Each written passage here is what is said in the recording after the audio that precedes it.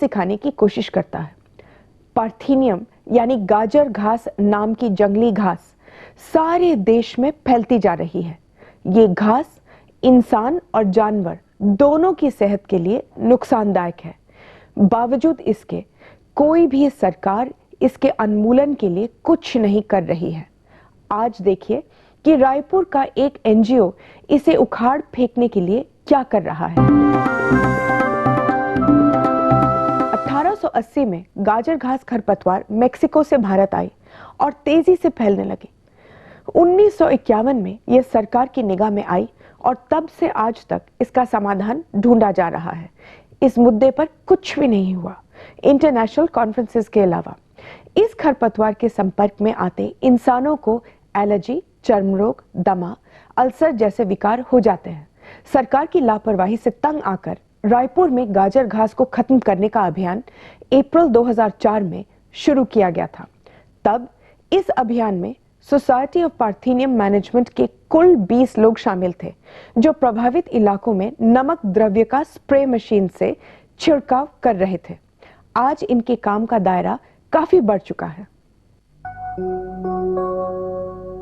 America में नकार दिए गए लाल गेहूं के साथ मिलकर आया हुआ पार्थेनियम सिर्फ रायपुर में ही नहीं बल्कि पूरे देश में तेजी से फैलता जा रहा है। लेकिन 95% लोग इस खतरे को अभी तक भांप नहीं पाए हैं। फिर भी कुछ एक जगहों में रायपुर एक ऐसी प्रमुख जगह बन गई है जहां न सिर्फ जान के दुश्मन बने हुए पार्थेनियम अर्थात गाजर घास को नष्ट करने के प्रति लोगों में जागरूकता फैली है, वहीं कुछ लोग इस काम को अपनी जेब से पैसे खर्च करके जारी रखे हुए हैं।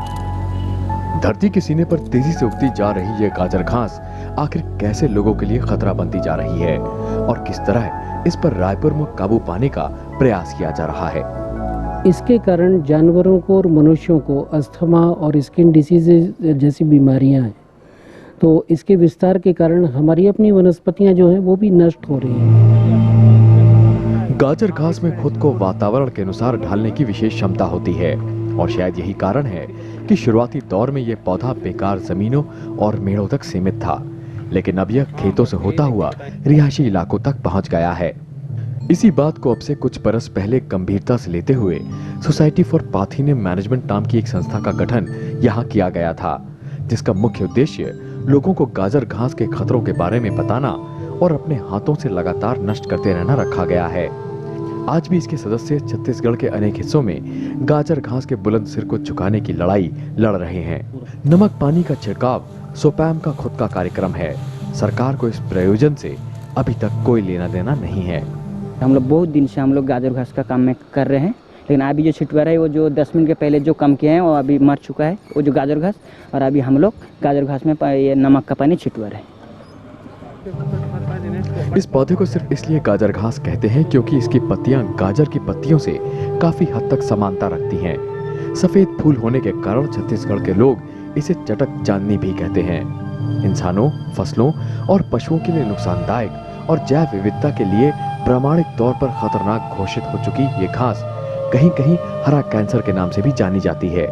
अब तक इस घास को नष्ट करने के सिर्फ 2 ही रास्ते खोजे गए हैं। पहला, गाजर घास के फूलों और बीजों को जला दिया जाए, या फिर इस पर नमक युक्त पानी का छिड़काव किया जाए, जैसा कि रायपुर में किया जा रहा है।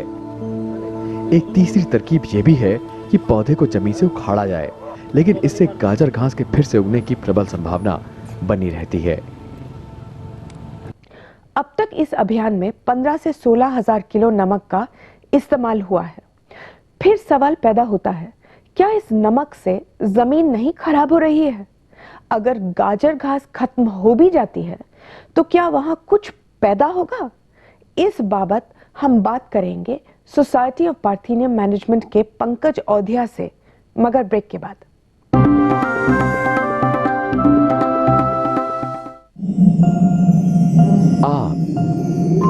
आपकी जिंदगी आप चुनते हैं।